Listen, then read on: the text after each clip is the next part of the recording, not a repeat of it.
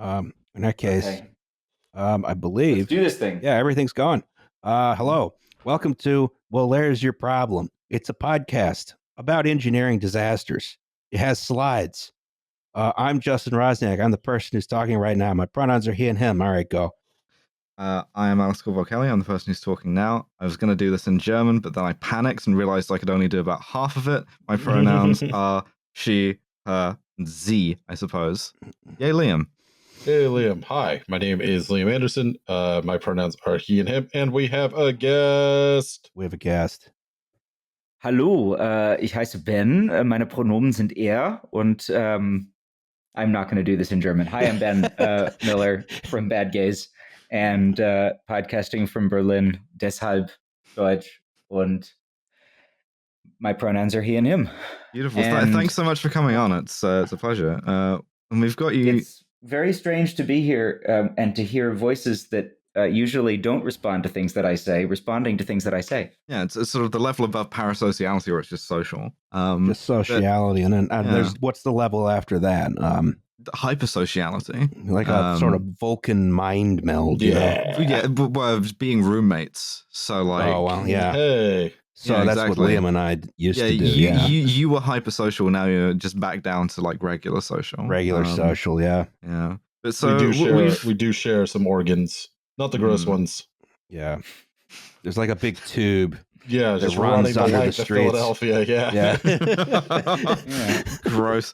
Well, we got Ben on to talk about this beautiful, beautiful airport. This is Berlin-Brandenburg Airport, Willy Brandt. As you see here in sort of the beautiful colors of gray, sky, and dead grass. Whoa. I thought it was Montreal Mirabel. Yeah, I thought this was North Jersey. I thought this was Everglades Jetport.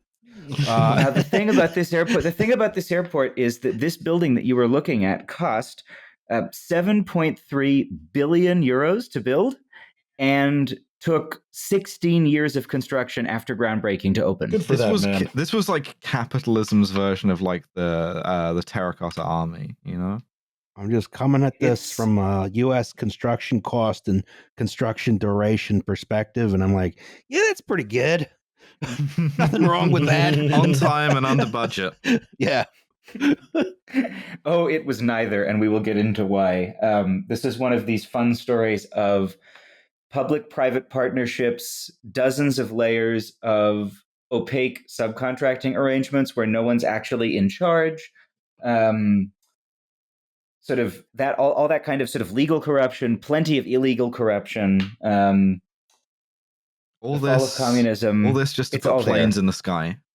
Yes. All this just to put planes in the sky. Good Lord. And as we will find out at the end, to deport refugees and asylum seekers. Ask yourself, is there something wrong with European social democracy? And you look at the migrant deportation centers and say, no, everything is fine. Everything's fine. My friend and colleague Rob Heinz is also a historian, as I am, and said that his old man sort of masterpiece is going to be called Social Democracy: The Global History of a Disappointment. Now, before we talk about this airport, we first have to do the goddamn news.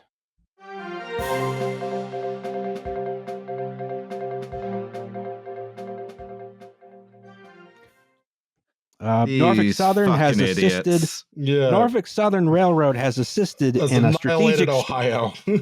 assisted in a strategic strike on East Palestine. Oh, that's dark. Guys, I'm in Germany. Don't get me in trouble. Yeah. So there was a big derailment 2 days ago, which I believe at time of recording is still on fire.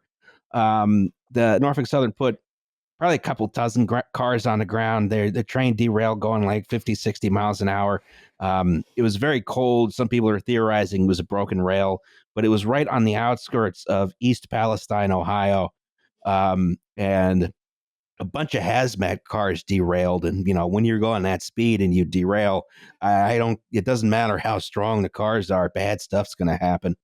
A lot of nasty chemicals caught on fire. The smoke flume was visible on weather radar. The Cool.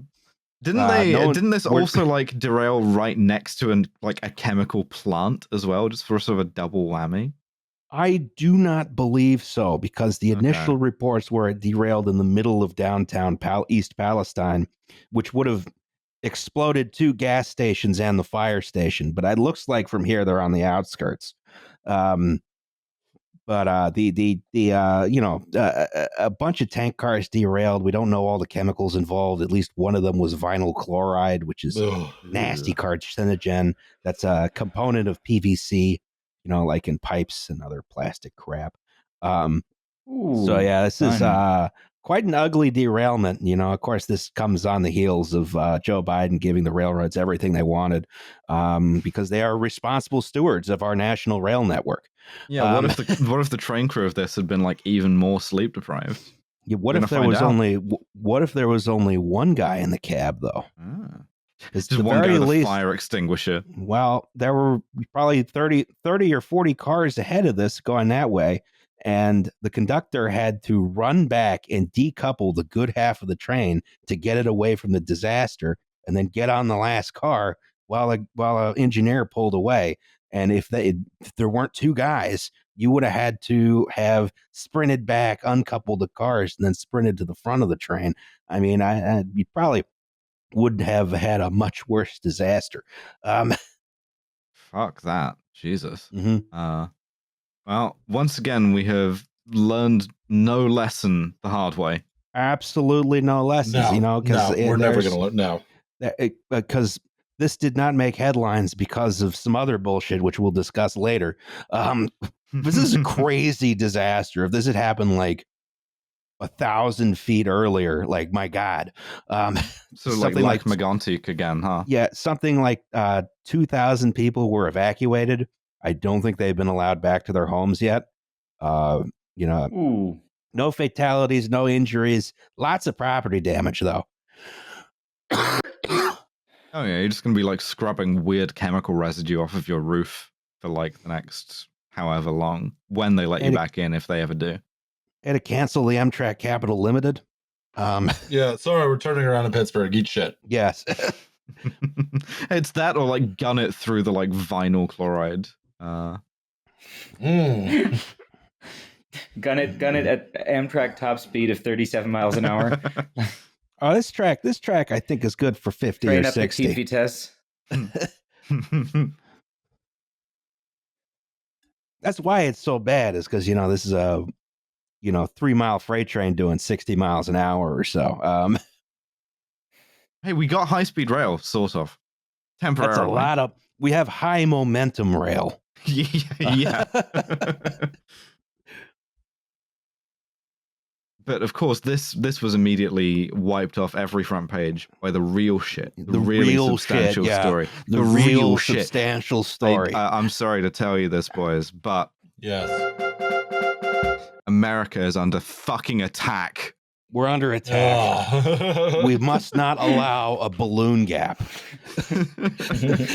Chairman Xi has, committed an act of serious aggression by loosing an enormous balloon in which a 6-year-old boy has become trapped. I may be confused. I may have run 2 things together in my head. Maybe. Don't worry about that. So this was a Chinese surveillance balloon by all serious accounts. Like, the official denial is that it was a weather balloon. It's not a weather balloon. You don't make weather balloons that big, and you don't fucking float them over the Pacific for no reason. And they don't have a bunch of like DSLRs on strings hanging down on underneath them. I think it was a weather balloon. I'm going with the weather balloon theory, honestly. I think someone made a boo-boo, and every gun in America had to be pointed at this thing. So the F-22 finally got an air-to-air kill. It did. First air-to-air kill in 16 years, something like. And it was a balloon, which is very funny. Someone's going to have to paint a balloon on an F-22 at Langley Air Force Base. What was really funny to me was Time magazine called up a meteorologist to be like, is this a weather balloon? He had to be like, you've seen the shit that like meteorologists are left to deal with. They don't have the budget for like 70-foot diameter, like length of 3 school buses things. I have like a helium balloon with like a phone strapped to it, essentially. But so they think that maybe this was trying to like take photos of the nuclear silos in Montana or something like that, and like as if they're not taking pictures of that with the fucking That's what I satellites said. and with the stealth that's jets. the thing. And yeah, as if the U.S. is not like the U.S. Air Force is photographing every square inch of the entire world right now in like absolute detail. They're looking through my window and watching me sitting here next to this monstera and make this podcast. And because I am hipster trash, and like, yeah. Oh yeah, absolutely. I also like that. I like that the York County Sheriff's Department in South Carolina had to tell citizens not to try to shoot the balloon with their own guns. Like, you're not going to get a 60,000-foot range off of your rifle. You're just going to hit someone on the ground. Please don't shoot it.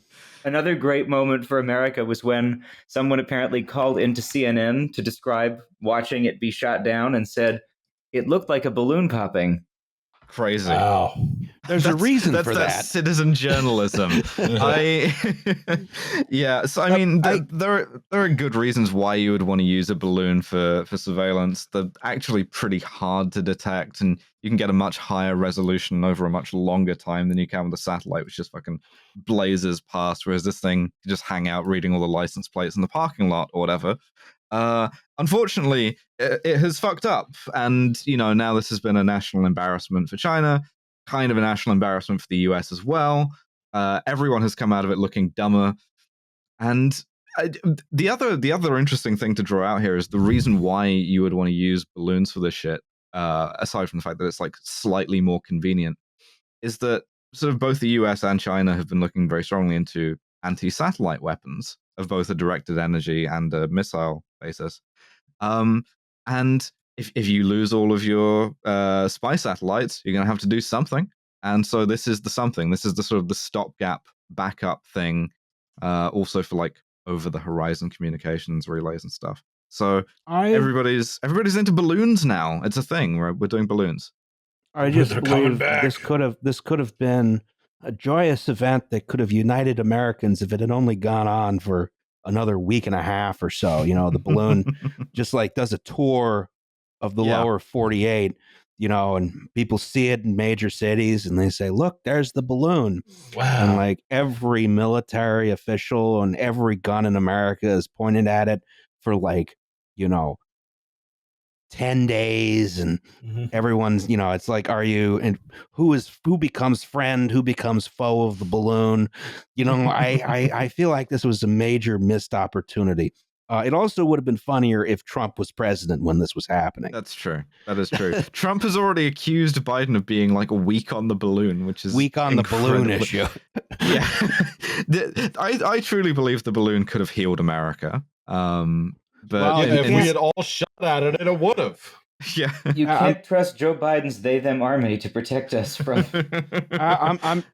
I'm going to say this, and I'm stealing this joke off of Twitter. I forget who from. I apologize. But you can't say Joe Biden hasn't done anything on the inflation issue at this point. God damn it. Yeah. So the woke they-them Air Force shot it down with a Sidewinder missile, which is, I mean, very funny in terms of the relative costs involved. What is the cost of the balloon? That's what I want to know. I don't think China's answering you on that one, but like, I'm going to call up my good friend Xi Jinping and ask him. How much do you pay for that balloon? How much? Can I get my own balloon? You got a balloon guy? There's clearly a balloon guy. Someone had this balloon idea, and they're like, no, this is going to be the move, is this balloon.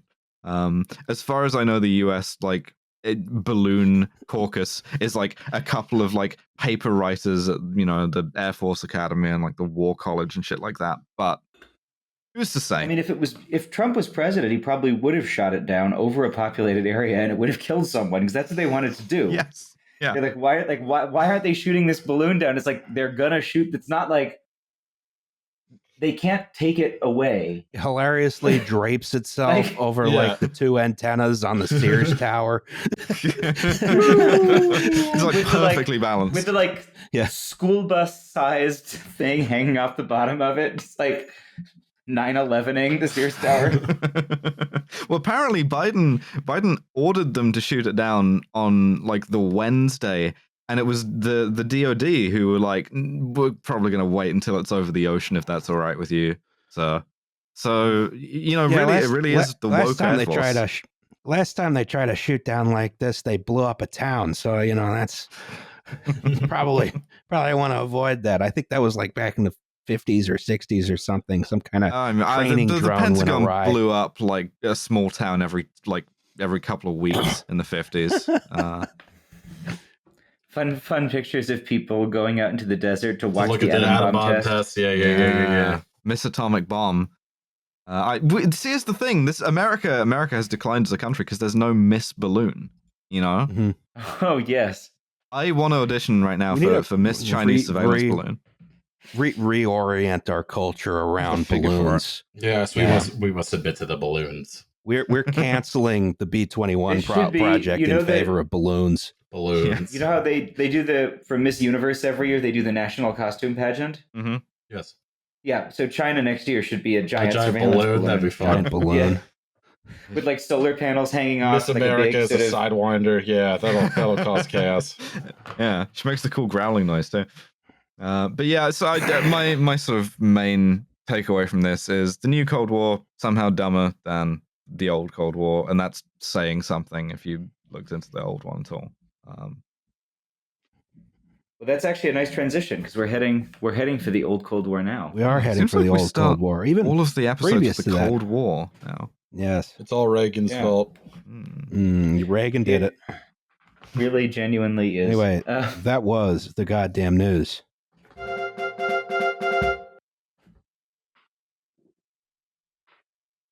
So we are looking at two photographs, one superimposed on the other. Yes. The bottom photograph is an aerial photograph of the city of Berlin taken recently, and you will notice that there is a big honkin' airport in the middle of it. Wow. Ooh, that's prime And- development land. Oh, Alice, we will get there. And the set-in photograph is a photograph of a check-in hall of an airport, and you may be looking at that architecture and thinking, Looks very "Hmm, fascist. Very fascist. Yes. Yes. Yeah. Well, oh wow, I'm so- shocked. Shocked, I say. So, It's almost as if it synthesizes a kind of romantic, past-looking nationalism with a forward-looking revolutionary fervor and an attempt to create a kind of like temple of futurism along ancient Roman Unified lines. German identity. Who would have So- done that? The airport terminal that kills you instantly. next slide, please. So, in 1923, the first airport in Berlin opens, and this is built at a moment when the whole city of Berlin is being built. Basically, Berlin is built way after all of your other European capitals. Berlin is a complete nowhere shithole, like mud field with cows, until about the time of Frederick the Great, until about the 1700s. And this is a time when London and Paris are already big, major cities. And doing big Frederick major is city things. Frederick is in Königsberg. Like, I'm sick of this bridge problem shit. Well, it's Frederick's actually grandfather, who builds the Brandenburg Gate, who sets up Berlin to be basically a non-embarrassing capital city. And that's sort of the impetus. And then it's in 1870, after the reunification, the Berlin experience of Germany, that's when, or the unification of Germany, rather, that's when Berlin experiences basically all of its growth. So every single apartment building in Berlin that you would live in, with a very few exceptions, like the vast majority of our housing stock, including the building that I am in now, the so-called Berliner Altbau, that's your 1870 to 1914 quasi-standardized development. And as you can see in the aerial picture, everything has a courtyard. Big wide streets, big wide blocks, lots of inner layers. I'm in one of those inner courtyards now. I am not in that photo, but I am close to that photo. And so they decide to build an airport in 1923 in the middle of it, and then in 1934. In 1934, it's not fascist enough. No, Fuck is it's this? not fascist It was enough. not and so fascist they enough, rebuild yeah. it. Yeah. Huge, whatever. I don't care. I don't Yeah, speak German. This has always been a very interesting building to me, just because it is a sort of like it is a proto large airport. Because at this time, airports are a very small affair. Dirt tracks, basically. They're like, yeah, they're dirt Aerodromes. tracks. They're kind of this Aerodromes, thing yeah, had yeah. a grass runway until like well after the war. But it was like this is sort of so okay, it was our airport's open in 1923, right? This is going to be the grand gateway to Berlin. Then these guys, you may have heard of them. They're called the Nazis. They take power in Germany, right? And they're like, well, gee, we need a bigger airport, huh? So in the was the 30s, Zeppelin not working out? no, the Zeppelin turned out not to be a good idea. Listen to our episode with me and Mulder. Yeah. So we have to do heavier than air powered aircraft, and also we have a sort of an ideology with a taste towards the monumental in architecture. Yes. Yeah, so they have this airport, which is very close into densely populated neighborhoods, and they're like, well, we'll just do this sort of big monumental thing. They get this guy. If the Nazis named... had won the war, they absolutely would have like accidentally 9/11 themselves in Berlin. They would have like flown a Junkers into the Volkshalle like instantly. Oh yes. So this was the terminals you see here, this big arcing structure. You got your sort of big building in the front, big monumental thing. This was done by a guy named Ernst Segabiel. Am I doing that right? Does not matter. He's dead. Yeah, he was he was a SA member. Of course he was. Did a lot of the hipsters of Nazism. Yes, exactly. He did a lot of architecture. Yeah, I'm actually into the older stuff. Yeah.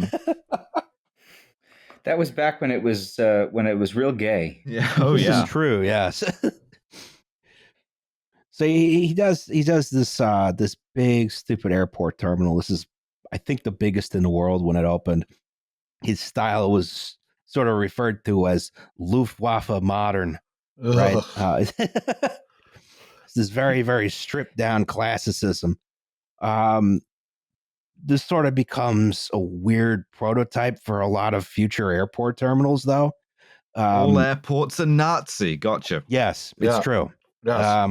The airport is an inherently fascist space. Yes. I would agree with that, actually. Yeah, absolutely. I'm not being ironic. I'm setting up for that.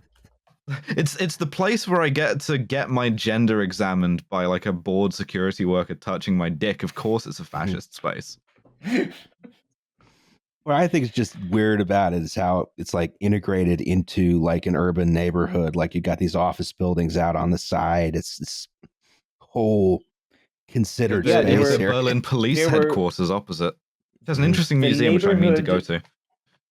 The neighborhood that I live in, and the neighborhood on the other side and this airport didn't close until 2006, were both basically unlivable. Yeah, that makes sense. Despite being also the airport on the other side, the neighborhood on the other side of it from me, I live in a neighborhood called Schöneberg, which means the pretty hill. Despite this being Berlin and there are no hills. But what Schöneberg is real gay. But anyway, on the other side is this neighborhood called Neukölln. And Neukölln became a place where they put all of the immigrants because we're going to put all of the immigrants, the so-called guest workers of West Germany in the 70s, because Germans were too racist to realize that people from Turkey might want to like stay in the country that they've been living in for so many years.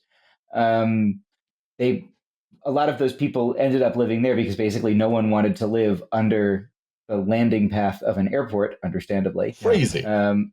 And suddenly the closing of this airport was a big engine of gentrification along the two kind of edges of it. As you can probably imagine. They were like flying real big aircraft in here too. Like you could land. Oh, they were flying like 737s into this. They were flying. Wow. You could fly. This stopped relatively early, but like in the 80s or 90s or something, you could land a 747 here. Holy shit, dude. What they were mostly landing, the biggest thing they were mostly landing here was A300s and A310s. But we'll get into that later because flying into Berlin post-war, like everything else about Berlin post-war, was weird. Mm-hmm. That tracks. It says, All right. There's a lot of old-fashioned ideas implemented about how you run an airport terminal. So, like, you can sort of see down here, there's some big doors along this sort of cantilevered roof. The idea is you pull the airplane under the roof, and then everyone can deplane out of the weather. Scooches under. Yeah, you just scooch the plane under instead of having a jetway, which eventually we figured out was better. Yeah, Yes. plane court.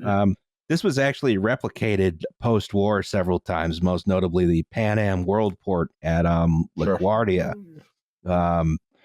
recently demolished, which was a tragedy. And actually, Pan Am could have learned it from here because one of the weird things about post-war Berlin aviation was that most of the inter-German flying was done by Pan Am in West Germany. Really? Yeah. We'll talk about it later. It was weird. Another interesting fact is I think this is one of a total of 3 neoclassical airport terminals ever built. There was Croydon near London. Yeah, and then Croydon Airport is interesting because it sort of like has a similar trajectory where it was like, okay, London it's going to need an airport. That's the way of the future. We're going to need somewhere we can put this big grass strip. It was then immediately outgrown and like sort of persisted through to like World War II. It's still there. It's like mostly used for like private jets when you want to like flee the country because of your taxes or something like that. No, genuinely, this was for as an escape route for oligarchs. Then there was another neoclassical airport, which was Spilva in Riga, Latvia, which looks like a train terminal. It's kind of funny. Interesting. Maybe we should like return with a V to those. Well, they are fascist spaces, so I obviously. Yeah, the weird white supremacist cloak shit. They're gonna love that. The white paradise of the future, fucking Latvia. Yeah. So this is I just want to talk about this for a bit. This is a very problematic fave of mine. Then this was, of course, also used for the Berlin airlift. That's right. That's why the square outside of it is the like Luftbrücke Platz or whatever. Platz der Luftbrücke. Yeah. So the Berlin airlift is so in 45 the war ends. Berlin is I guess we can say liberated. Block by block by the Red Army. History happens to it, and yes, a lot of history occurs. Unfortunately, when you cram a lot of history into small spaces, people tend to do things like starving to death. They sure do. Yes, actually, fun fact is that every tree that you see in the city of Berlin is younger than 1946 because in the winter of 46, every single tree inside the city borders was cut down for fuel. But if they didn't want that to happen, they should have not been Nazis and done the Holocaust. Yeah, but then looking at a sort of like defeated racist, fascist, white supremacist regime, the United States government is immediately like, oh shit, we didn't mean it. Well, so Berlin is, if people are not familiar with the geography of the of Germany, Berlin is deep inside the Soviet sector, and the Soviets want all of it, and the rest of the people say no. And so basically, the country of Germany gets divided into these quarters, basically, and then Berlin gets also divided into quarters, even though all of Berlin is inside the Soviet sector. So there's little extra bits of French sector, British sector, and American sector inside your donut of the whole of the donut of East Germany. And all kinds of things happen. We can't do the whole post-war history of Berlin here, but basically at one point in the late 40s, the Soviets tried to get all of Berlin, which they want all of because they think it should be theirs because it's in their sector. And so they decide that they're going to starve the city out. And so they shut down the highways and the train routes that run through their territory from West Germany into Berlin. And so the U.S. Air Force begins doing what is known as the Berlin Berlin Airlift, where they're landing an airplane every 90 seconds at Tempelhof to bring in food and to take out trash. And the man, they didn't really take out the trash because then it just rises to the West German government. Right. Haha. Thank you. The man on the right there is a guy named Willy Brandt, who is mayor of Berlin at this time, and he later becomes the first social democratic chancellor of post-war Germany. He's the one who kind of builds the German welfare state. Basically, in this period in West Germany, there are two kinds of politicians. There are CDU politicians who spent the Nazi period doing nevermind, and there are social democrats who spent that's the Christian Democratic Union, and there are social democrats who spent the war mostly not in Germany, mostly involved in various kinds of resistance things. He was in Scandinavia. But because of this, he becomes very beloved. He remains mayor of West Berlin all the way through to the Kennedy Ich bin ein Berliner speech, and then becomes chancellor, and then loses the chancellorship because it turns out that one of his top aides was a Soviet spy. Oops. And then happens to the best of us. Remains a beloved figure, and so the airport ends up being named after him. Next slide, please. So in the Soviet sector, they don't have Tempelhof, which was the Berlin airport, and so they build an airport in the south of the city called Berlin-Schönefeld, which you can see here. It's like a beautiful little like Warsaw Pact trade show. You've got the Hungarian buses with a big arse engine. You've got your it's got the like clear story windows too. Oh my god. Oh yeah. You know, and then you got what's really funny is that the end of the terminal your here, Trabant in front. The end of the terminal here looks like English miners' housing. Yeah, it does. But you know what else it looks like? It looks like first generation Lego system. It looks like the way that like Danes envisioned what's the simplest way to abstract a building. But I love the sort of like socialist fraternal plane spotting you can do here, where you've got Taron, which is I believe Hungarian. You've got Aeroflot. You've got Romania. Romania. Okay. You've got Aeroflot, and you've got Interflug, which is the DDR's airline. Just hanging out. Are you ready for more Interflug? Next slide, please. So ready for more Interflug. Look at that Interflug. Oh, beautiful. Look at that great Interflug. Oh, that is Interflug, Ilyushin IL-62. If you're not watching but listening to the show, this looks like a big-ass Super 80, but instead of 2 engines on the back next to the T-tail, there's 4 engines on the back next to the T-tail. Oh, it's beautiful. And so this is Interflug. Interflug is flying you from Berlin into the Soviet sector. East Germans are some of the richest people in the Soviet bloc. And so East Germans are going on vacation to big socialist resorts in like Bulgaria on the Black Sea.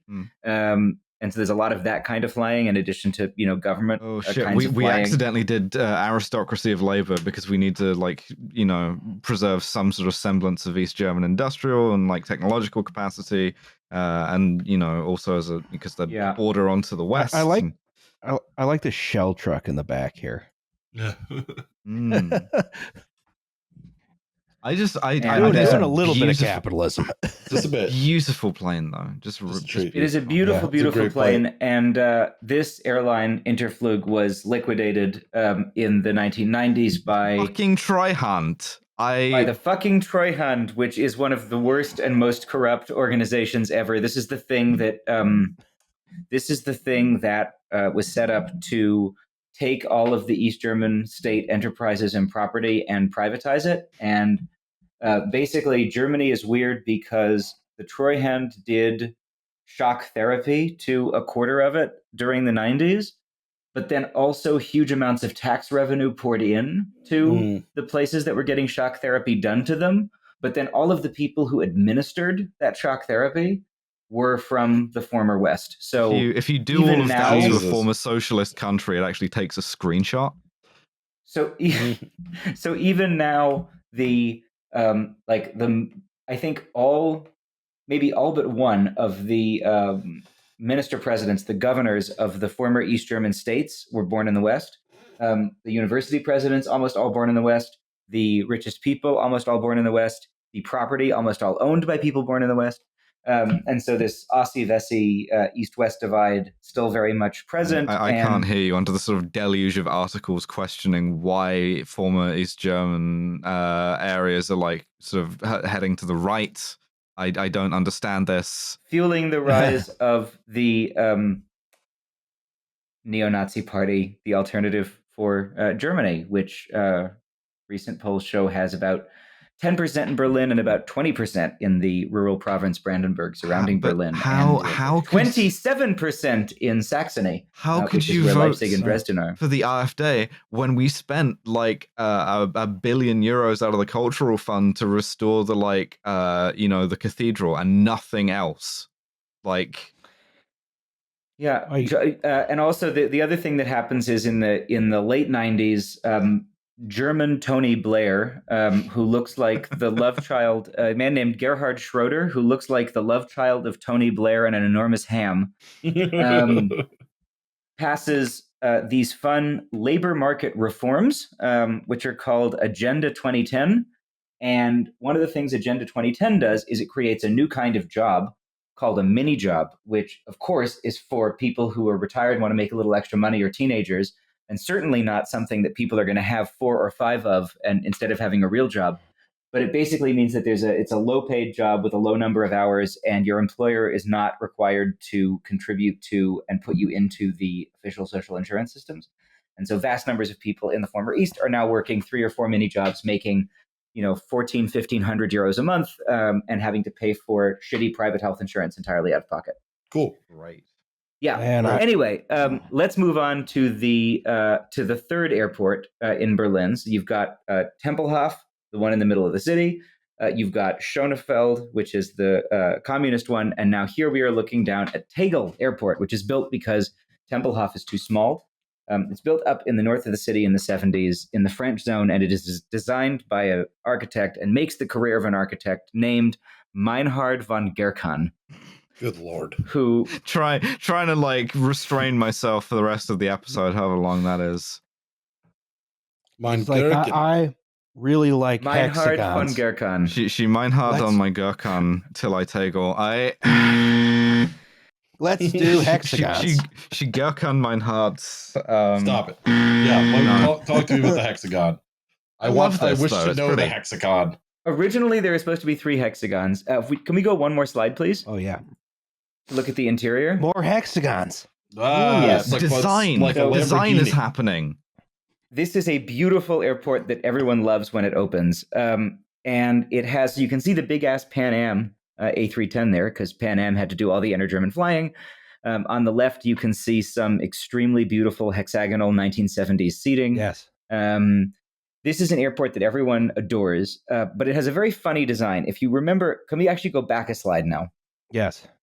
So do you see how there's 2 loops inside the hexagon where all the planes are parked? There's another road. Yeah, I see. There's instead of having a main check-in hall where you do all of your checking in and then you go through your one security point and then there's all the gates. At this airport, the way that it works is you stand in line, you check in, you then walk directly from checking in to go through the security checkpoint, and then you sit in a post-security gate area, which is just your gate. Ooh. So everything is gate-based to your gate. Next slide again. Now, and was this built before there was such difficult airport security? Yeah, this is built in the 70s. Like this is built from, it is built with airport security because it's built after the first hijackings and it's opened after the Munich 72 Olympics situation. So this was an intentional design then? It was an intentional design, and the idea was it was going to reduce big lines and reduce huge walking distances. Because again, Lufthansa is not allowed to fly to Berlin. West Berlin, which is what this is the airport for, is a small, insignificant city with a failing economy, which is propped up by the West German state because they can't have an embarrassment next to the capital of East Berlin. But West Berlin is not an important part of West Germany at all. It's a weird, fucked up little island of I mean, there's a guy who made a movie about the 70s in West Berlin called My Wonderful Socialist West Berlin, because it was like a planned economy of all of these fancy things built by the West German state, which didn't really care about it. And again, Lufthansa is not allowed to fly there, and so you're never going to connect flights at this airport. No one is connecting through West Berlin. Okay, so that You're makes coming sense. to West Berlin directly. You just show up and you go straight to the gate through security, which I assume is very labor intensive since there's that many security lines. And then you're yes, like but right each one there is on but the each one plane. is a security line for one, and they're not all staffed at the same time. Okay, because Like, it's just one flight arriving at once. Yeah, that makes sense. It's also a great free like jobs program. Incidentally, the weirdest piece of sort of Berlin ephemera of the Cold War I've seen is an instructional VHS tape for British forces in Germany on how to drive to West Berlin from West Germany, which is an incredibly sort of regimented procedure, as you would expect, of like if you break down on the like one controlled highway in, you sit in your car on the hard shoulder and you wait for us to come and get you, and you don't talk to any Germans, and especially not to any Russians. It's like so strange and so artificial, this sort of like weird like So interesting. enclave at the sort of like the end of Germany. It's very weird. The Soviet hole, bizarre. yes. So 2 more slides, please. So in 1989, you may have heard about this. The Soviet bloc collapses. 1989, and, history switched to the bad timeline. And yes. So various things happen throughout the 1990s. In 2006, there's always planned that this is going to happen. Tempelhof closes, and they really reduce the number of flights going to Tempelhof severely, more and more, as people in the city are like, fuck this, we don't want this airport to be here. It ends up becoming a giant park. This is ridiculous. I hate flying here. And then some of the worst people in the world try to build on it. And then there was a ballot initiative. There was a ballot initiative that was passed overwhelmingly, which says that you're not allowed to build any permanent structures on the field at all, or take anything off. So all of the hangars are there rotting.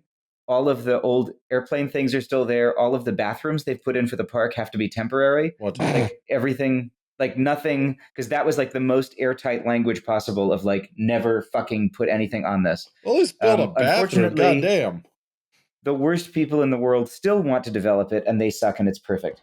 In the old buildings, which are exempted from this, there a lot of things happen. During the 2016 refugee crisis, they were using this for refugee housing. The eventual plan is to make this a big art center. Just here's a fun little Berlin politics anecdote. A couple years ago, they rented out all of the hangars for basically no money to a sketchy real estate dude who had this thing called the Foundation for Art and Culture, which immediately opened an art exhibit called Diversity United. And the picture of the opening is 12 white guys standing in front of a sign saying Diversity United. Oh my God. I love European politics so much. So we already talked about social democracy. We're going to get to the Greens in a minute, but that's a big sort of green mood. It was also used as a vaccine center. And so I had some very complicated epigenetic feelings about getting my COVID vaccines from an extremely buff, extremely hot German soldier in that Tempelhof airport hangar. Nice. But meanwhile, next slide, please. As Berlin becomes, throughout the early 2000s, a place that people want to come, people start to take the EasyJet and the Ryanair to go to the nightclubs in the deindustrialized parts of East Berlin. Or at least to get to the door of the nightclub before they get rejected. To get to the door of the nightclubs and then to go to the other nightclubs, yes. These airports become extremely bad. And so most of the time when you fly into Tegel, you're not in the beautiful hexagons. You're in the temporary constructed Quonset hut Terminal C. Right. When you're in Schönefeld, you're in a building which they take a building which was designed to have no commerce, and then you stuff all of the duty-free and restaurants into it. And then there's no space for airport. I remember being in there once, and there was this old guy standing next to his suitcase, and he just looked at me and said, under communism, at least there was someplace to sit down. Put that on the attitude to flag of your Monahan. socialist The way- organization. The way that you got to the EasyJet gates to London at this airport, and I'm not making this up, this is how they told you to get there, is you went through security, you then went up the stairs, took a left, went all the way down through the duty-free into the Irish pub, then went through the fire door, down the exterior staircase, across the like open air bridge, and into the temporary Quonset hut pavilion. Amazing. Incredible. 10 out of 10. I'm just. Our goal is the sitting down in a comfy chair of all mankind. This reminds me a lot of Washington Dulles in that, Yep, there's I was been a thinking that too. temporary terminal there that's been there for 50 years. Also has the sort of like company town, this is the capital now and we don't quite know what to do with it history, you know? Mhm. So anyway, next slide, please.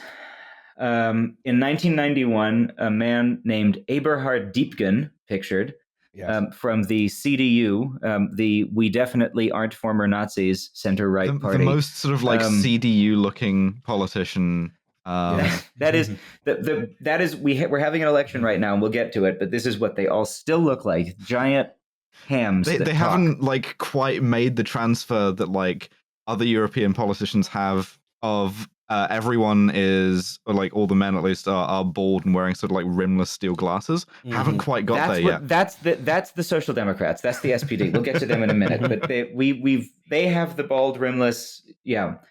And then the Greens all look like art history professors. But anyway, pretty quickly in 1991, it's decided that we obviously need to have a real airport for Berlin because it becomes clear that reunified Berlin is going to become the capital of reunified Germany. And Eberhard Diepgen was the last mayor we've had from the CDU. And he left Berlin essentially bankrupted because they had a really sketchy state-affiliated bank, which then went bankrupt and had to be rescued. Ooh. And Berlin had to issue huge amounts of debt in order to rescue this bank, which was allegedly run by people who allegedly were his friends and allegedly pocketed the alleged cash. That's the price of fiscal conservatism. That's right. We must be austere. Next slide, please. They have to figure out where they're going to put this airport, and they consider a bunch of sites outside the city, and they decide to put it where Schönefeld is. You can see here on this map, there's a couple of other little Air Force bases and whatever, but you see Berlin-Tegel Airport, Aller-Lilienthal, that's Tegel, that's West Berlin Airport. Berlin-Tempelhof right there in the middle, that's the one that was right in the middle of the city, the Nazi airport. And then this BER with the yellow, that was the old Schönefeld Airport, the old communist one. And they decide they're going to build the new airport next to the old one. So they're going to put a second runway, a new terminal, and one of the two runways is already built, and it already has most of a transit connection. It already has most everything it needs to get there. You just build it on top of communism. Yeah, you just build build a adjacent airport using parts of the old airport. Yes. It's a good decision. That's smart. That's smart in the brain head, if you ask me. Reuse, reduce, reuse, recycle, Roz. Yes. Mm-hmm. And so most of the 90s, they spend doing a bunch of different stuff. They decide that they're going to privatize this airport. Oh, no. Because... Oh, okay. All right. The CDU. No. So they spend 4 years after selecting the site, not constructing it, but sending out different bidding processes for privatization, which they then awarded to a company, are immediately sued because it's so corrupt, and the lawsuit is successful. And they end up having to pay hundreds of millions of euros of public funds to the winning bidders in order to make it public again. Hey, kid, you want an airport? You want to buy an airport? Next slide, please. In 2001, the Berlin CDU has just caused the city to be bankrupted. They are swept out of office. And in sweeps the man we are currently looking at, the Social Democrat Klaus Wowereit. Klaus Wowereit is the man who, you see how it says, und das ist gut so, next to him. So he was one of the first sort of top-level openly gay German politicians. He came out in this very kind of offhand way where he said, ich bin schwul und das ist gut so, like I'm gay and that's fine. That's like, it's all good. And he's the one who comes up with this idea of marketing Berlin as famously saying poor but sexy. And creating this kind of vision of the kind of Richard Florida nightmare creative city, etc. I mean, whatever, I moved here from New York City, so I am part of the problem. But it's Klaus modern Wowereit, Berlin. It's his idea. He is the one who is like, sort of concrete, industrial music, things of this nature. I mean, he's the one who sees that happening and says, we can use this to make future shitty startups want to move here. Yes. He solves Eberhard Diepgen's financial crisis. He has a great idea. He's going to sell off tens of thousands of formerly social flats to giant mega landlords, which is definitely not going to be a problem later because Berlin is going to be cheap forever. Just so you have an idea of what the property market in Berlin was like at this time. Haunted. People I know who moved to Berlin in the early 2000s, you would move here and you would get the newspaper and there would be like hundreds of apartment ads. And you would go to one and you would say, this 7-room apartment with 15-foot ceilings and crown moldings only has 3 balconies and I want 4. And you'd reject it and take another one. We still have very cheap rent for a major city, but it's not like that anymore. And salaries here are also quite low. Anyway, so Wowereit wants to make this a public airport. He pays off the bidders, as we said, and he creates a new GmbH state-owned corporation. If you think about that map that we just saw, it's right at the edge of Berlin, which is a donut federal state of Germany, inside the donut hole federal state of Germany, inside the donut of the state of Brandenburg. And so Brandenburg and Berlin go in on this airport together because it's right on the border. And they create this holding company, and it's in August of 2004 that the Berlin and Brandenburg state ministries grant approval. Now, the problem with this location is that it's next to a bunch of villages all of whom were looking forward to not having planes taking off in front of them, and who suddenly find out that they're going to have lots more planes taking off in front of them. Next slide, please. All right. It's the opposite of what we wanted. It's the opposite of what we wanted. Yeah, and they hadn't invented the sort of the mud wizard yet to defend themselves. So they had not yet invented the mud wizard. So they sue. There's 2 years of lawsuits from 2004 to 2006. From, if you see these villages here, like Eichwalde, Wemsdorf, Grusen, Blankenfelde Malo, Großbeeren, these are all extremely Brandenburg place names. Dalwitz. There's a town out near here called Schmeckwitz, which I was taking a walk with my friend Sholem during the height of the pandemic, and we walked past a shuttered hair salon in this like in this very pretty but sort of depressed East German little town. And the sign on the hair salon said, London, Paris, Milan, Schmeckwitz. It's good to have dreams. But these are all tiny villages, but they are nonetheless full of Germans, and Germans love suing each other and the government. And so the eventual settlement is that there have to be fewer people under the takeoff and approach paths as the old 3 airports combined. And what this means is they end up having airport traffic grows every year until the pandemic. They end up having this takeoff curve called the Hoffman curve or the vomit curve. Oh no! So if you look at the at all. So if you look at the line extending, that one. So in order for when the wind is blowing such that you have to take off towards the east, in order to, if you're going to fly east, you just keep flying east. But if you're going to fly west, they had to, for this settlement, stop you from overflying Schulzendorf, Eichwalde, Zeuthen, and Wemsdorf. And so what you do is you come up off the end of the runway and essentially immediately go into a 135-degree sweeping turn where the bottom of the wing is I'm going to go ahead and say too close to the ground. And it has to be an extremely tight turn so that you avoid Mitterwalde and Zossen down there at the bottom.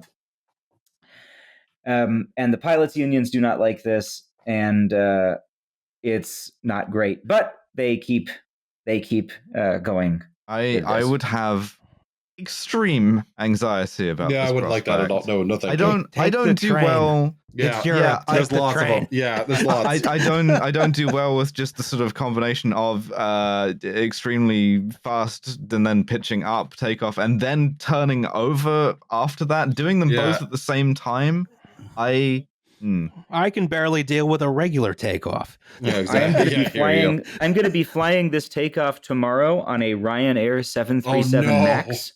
And so, if this is the last thing I ever do recording this podcast, I want to say, Mom, Dad, I love you. Anyway, I was just going to been say, an what a honor. horrible Thank way you for to your die on a service. Ryanair flight out of Berlin, and then you're living my nightmare. just crashing in Schulzendorf. Wow, how do you like it now? This is your own fault. So, next slide, please. So, who's going to design this airport? But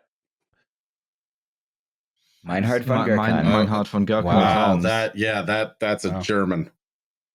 Yeah, This is that's every that's one architect. of the kinds of German. This is every architect currently working, more or less. This is very well. No, it Although should to be a fair, turtleneck. it could have been Calatrava, I suppose. Oh, Yeah. now that would have been funny. He's standing in front of our train station. Next slide, the please, to irony. show you the interior. Oh, the Hauptbahnhof. Yeah, this is the place so where that's you the don't Berlin have to. Hauptbahnhof. You don't have to take off weird here.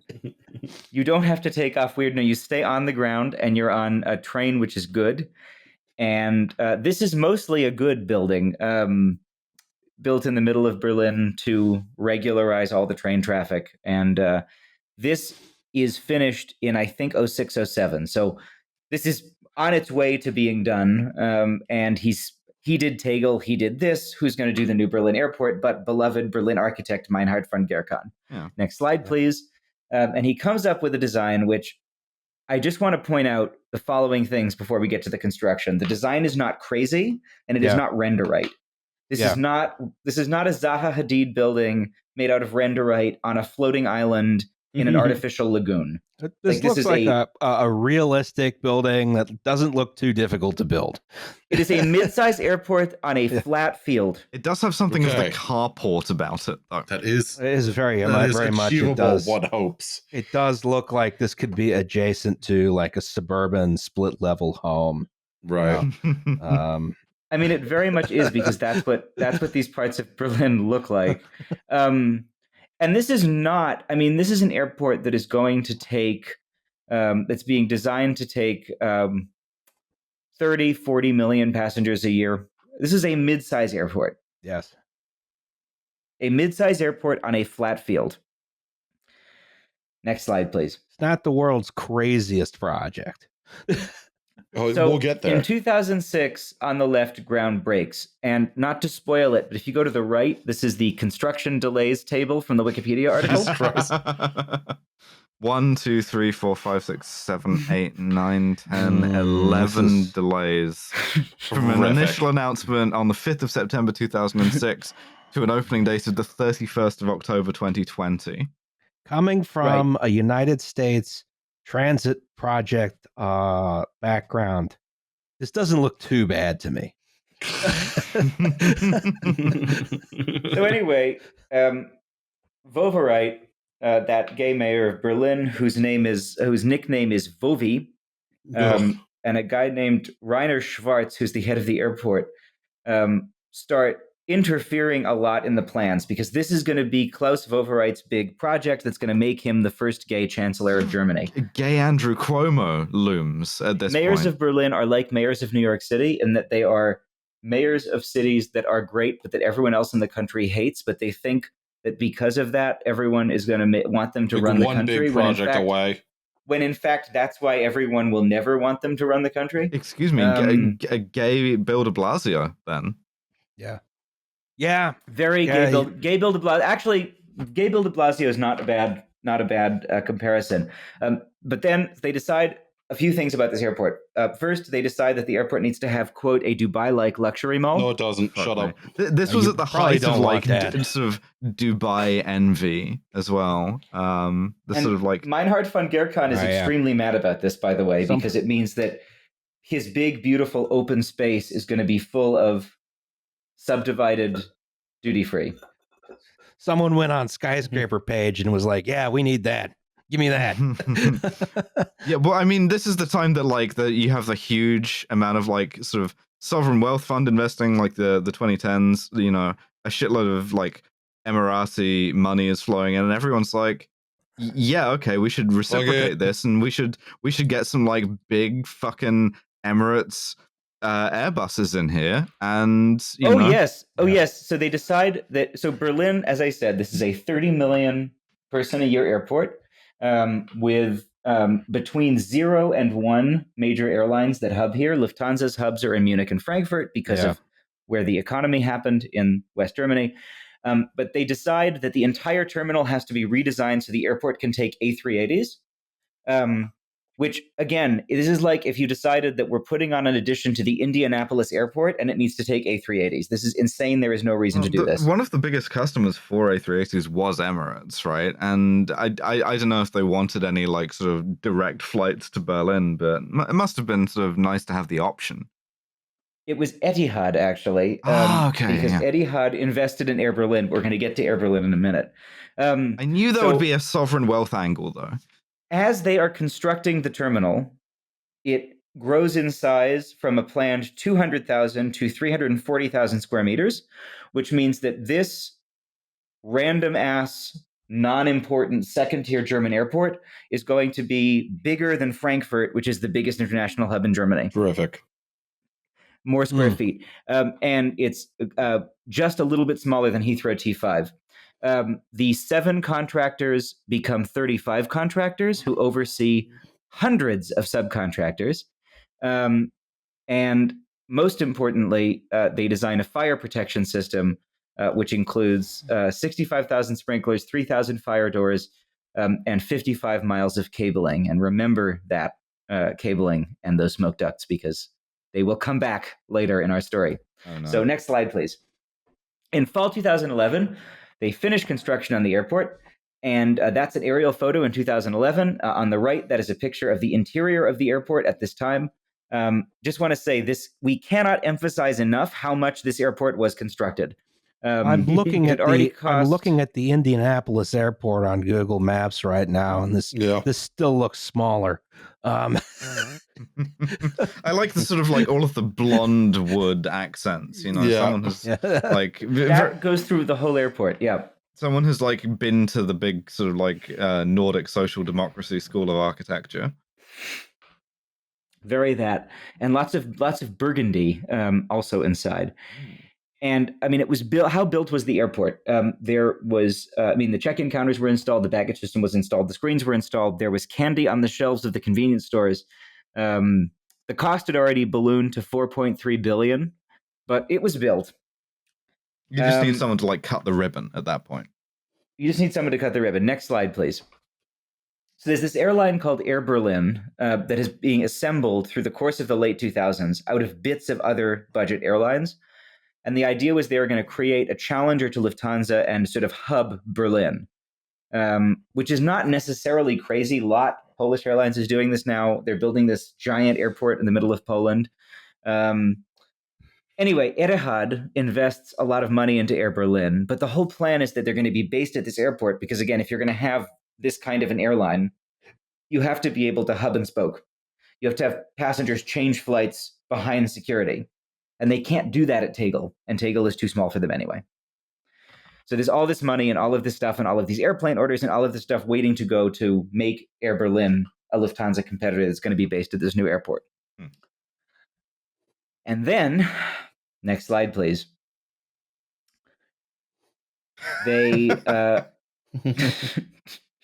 they decide to test the fire alarm system because the building has to be approved by the fire marshal. Oh boy! And this all comes from a big 2015 Bloomberg feature about called "How Berlin's Futuristic Airport Became a €6 billion Embarrassment." It's now a €7 billion embarrassment. So they simulated a fire. The system essentially melted down. Most alarms failed to go off. The ones that did go off said the fire was in the wrong part of the terminal. I mentioned the 55 miles of wiring, but it turns out that because none of the subcontractors were talking to each other and no one was in charge, they laid the fire alarm communications line next to data cables, next to heating cables without any protection between them. Yes. Oh, sorry, next to high voltage power. Oh, that's All good. in That's going one to cause a cable. problem. Yeah. So the fire alarm is very useful and efficient because it is also a source of fire. Yes. Exactly. And then they tested the smoke evacuation system, and it neither sucked out smoke nor replaced it with fresh air. The inspectors determined that in an actual fire, the main smoke vent would likely implode. Implode. Great. No, this is beautiful. I do want to see a simulation of the smoke vent imploding, though, very badly. We're going to get back to the smoke vent in a minute. It turns out that the smoke vent was designed by a Italian guy pretending to be an engineer. Okay. But we'll get back to it in a minute. So next slide, please. So the response of the government is to say, fire alarms? Who needs fire alarms? Fuck you. So the fire alarm. So the fire Just alarm. don't start a fire. Yeah. The fire alarm crisis occurs. This is all kept completely under wraps. Does not make it into the media. This is like late 2011, early 2012. The airport's going to open in 2012.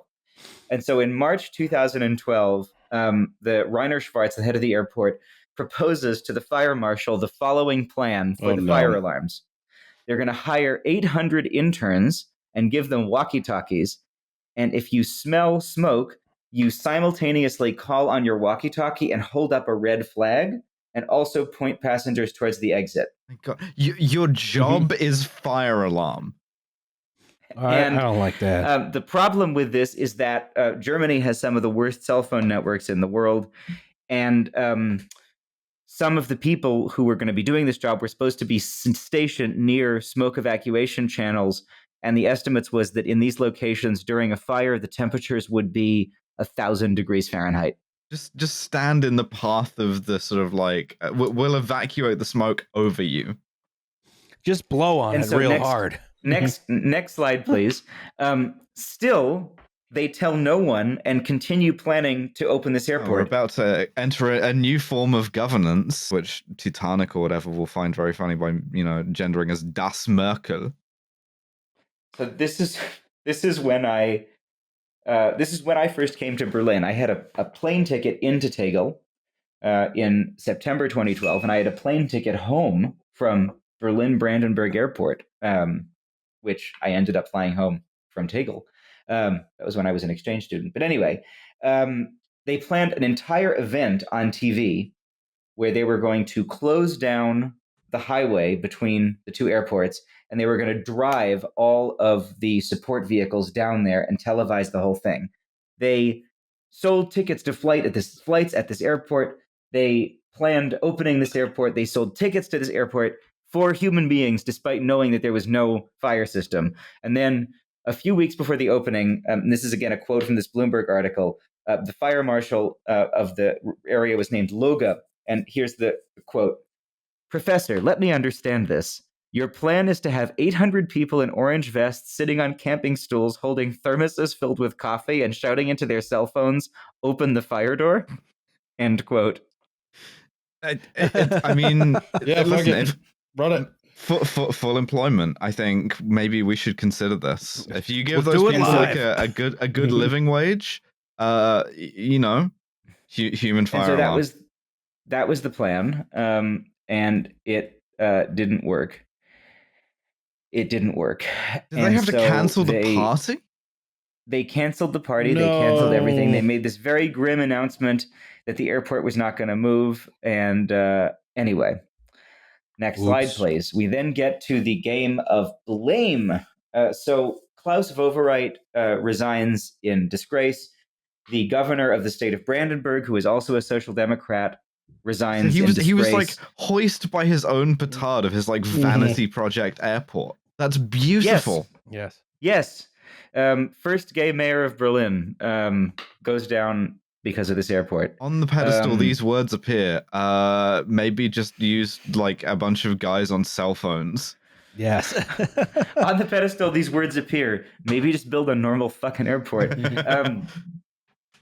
So Rainer Schwartz is fired. He then sues and wins damages for being fired wrongly. It's so fun to like think about places that have like employment protections, and especially places that have employment protections to the extent that you can be like, yeah, no fire alarms. Also, you cannot fire me without compensating me seriously. And so everyone blames Meinhard von Gerkan. Meinhard von Gerkan blames Schwartz and Wovereit. Schwartz is replaced by a man named, another German name alert, Harmut Maydorn. Oh, Lord. And so Harmut Maydorn comes in full of piss and vinegar, and he's going to turn this thing around. His first big thing is he decides he's going to turn the fountain on in front of the terminal to show that it's going to open soon. Oh, my God. So they turn the fountain on, but then he says, it'd be a good idea to turn the lights in the terminal off because we're paying for all this electricity and, no one's in here. And the light system was run by a faulty computer system that no one knew how to fix because no one had designed it because it was just a bunch of subcontractors. And so they couldn't turn the lights off. You would have to like get all of your fire alarms to go around and like unscrew, 20,000 light bulbs or whatever. So next slide, please. After Klaus Wowereit, a man named Michael Müller becomes mayor of Berlin. So we're now, you can see in our wireframe glasses era, yes. Wireframe glasses era, yes. Michael Müller is a guy with absolutely no personality whatsoever. He is a sort of semi-decent guy, and Klaus Wowereit was in a coalition with the CDU. Müller creates what's called a red-red-green coalition, so Social Democrats, actual leftists, and the Green Party. His big accomplishment as mayor of Berlin is passing a rent cap, where landlords had to, in many cases, actually lower the rent on their apartments. The CDU then sued through a law firm owned by one of them, so they also made the money off the lawsuit and successfully had this declared unconstitutional. This is the thing. I tend to admire the CDU because, like, few other parties outside of Italy have this like panache for corruption. Mm-hmm.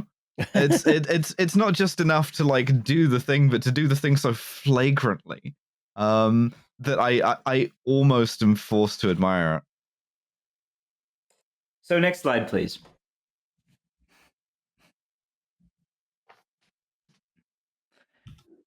So is this our fake Italian? This is our fake Italian. This is our real Italian fake engineer. Oh boy! So this was broken by the magazine Stern. So Alfredo De Mauro, who was the main designer of the smoke exhaust system, had business cards that said he was an engineer, but in fact, his highest degree was as a draftsman. Whoops. I'm not quite sure how regulated these two things are in Germany, but I feel like this is both of them, extremely regulated. So he was asked about this, and he said, quote, "No one asked about my university qualifications. It wasn't necessary for the work we carried out." I told them I had a theoretical degree in physics. Incredible. What was he engineering? Checks better. So he was engineering the smoke system. Now here's part of the problem goes back to Meinhard von Gerkan. Because Meinhard von Gerkan, we mentioned this is a pretty normal design, but one of the problems with it is he wanted to have a very pretty, thin, architecturally nice roof without having to look at a lot of ducts. And so he designed it so that the smoke would be vented down through the floor. But smoke go up. Smoke does go up, yes. And he also planned for, in a 340,000 square foot terminal, the fake engineer designed a smoke system which was supposed to have one main fan. Oh, wow. Well, if it was really big, How the fuck do you even get the thing to implode if you're just trying to like push it with one fan? I will say, globally, mechanical engineering is a lot less regulated than civil engineering. And so anyway, they had to turn the one smoke removal area. The building was designed as one smoke removal area. It had to be turned into three smoke removal areas. And this ended up costing hundreds of millions of euros because this had to be removed and reconstructed inside a complete building. I have a question at this point. The obvious thing for me from a less functional country in many ways is at some point someone's got to suggest why don't we like lower the fire safety standards. Did anyone dare do that here? The That's thing already about Germany, happened in this story. Yes, they did. No, that was the plan. I mean, that was the airport's plan. The thing about Germany that makes Germany different from like the UK is that the guy, like the bureaucrat in Germany, does not serve any goals other than the maintenance of the bureaucracy. It's a perfect bureaucracy which exists to perpetuate itself. And so in a situation like this is helpful because that bureaucrat is not going to say, hey, politician who gave me my job, I will lower the standards for you. That bureaucrat is going to say, nein, ich habe die Standards hier und ich muss die, like, standards are the standards. So next slide, please. At one point during this complicated process of reconstructing, at one point they roll cherry pickers into the check-in hall to start fixing the stuff in the ceiling, and they crumble the nice marble floor under the cherry pickers. No, my beautiful Nordic decor. No. At one point, one of the managers is arrested for accepting an envelope of cash at a gas station from a manager at the company that had built the fire exhaust system. This company then goes bankrupt in August of 2015. In September of 2015, they immediately stop construction because of a, quote, imminent collapse, end quote, of the main roof of the terminal. Hey, but this is not so bad because the roof is very thin and delicate, so it won't be as dangerous when it crushes. It's made like, of saltines, yeah. It's like a sort of like a delicate blanket falling on you and comforting you. There's this organization called the TÜV, which does the testing and standards. They do another review. They discover that the lightning rods are missing, and they discover that the backup generator for the sprinkler system was not nearly adequate. They said, quote, the power was sufficient for a circus tent, but not for the terminal. Yeah, like for a clown to use, which is what you are to me. They have 11 miles of exhaust ducts to remove the fire smoke. Those are leaking. And so it's more of a sort of a smoke disseminator. It's a smoke disseminating system. It takes the smoke from the fire and puts it everywhere throughout. Next slide, please. Just an airport that vapes. Here's a picture of what this looks like the whole time. This big airport under construction that looks done to the point that there's art there, but also that doesn't function. More and more bonds keep having to be issued because the airport keeps running out of money. Air Berlin goes bankrupt and goes out of business, which again makes it clear that this whole idea of building a giant hub airport has just utterly, utterly failed. 750 display screens in 2017 have to be replaced because no one could figure out how to turn them off, and so they've been on nonstop for 6 years, and that's their lifespan. Terrific. You just have like total screen burn, but it's on like a "we'll be right back" sort of opening soon message. Literally. That's Literally, incredible. many of these screens for 7 years were just showing the logo of the airport and then got screen burn and had to be replaced. Capitalism is the most efficient distribution of resources, and don't let anyone tell you otherwise. In 2018, a board member of Lufthansa suggests just tearing the whole thing down and building a new building. This dude's name Thorsten Dirks. Incredible. Thorsten Dirks. Yep. And then they do another attempt at certification in 2018, and they discover what TÜV describes as 863 major wiring issues. I'm just, and so all I can see here is this building is a box. Yeah. This building, it's a box. It's a large box with some boxes next to it. Like this is, I guess, in the airport, the electronics are hard, but my God, this is not like the world's hugest feat of engineering. It's a 30 million passenger airport on a flat field in a first world country. So they decide to do the only sensible thing, which is to build more of it. Just one more Right. terminal, bro. Yeah. Just one more Just one terminal. more, I just one more. swear. Next it's slide, gonna be please. different this time. Terminal 2 is not designed by Meinhard von Gerkan. Terminal 2 is designed by Legos, I think. All right, let's get rid of the windows. That's probably the problem. Yes. So this is the Ryanair. This is the Ryanair terminal that they build. Oh, so everyone's like sort of like stuck in there, like they're in the Matrix pods, you know? The German simply loves in his heart to transit through a temporary airport terminal and will do whatever is necessary to ensure that that happens.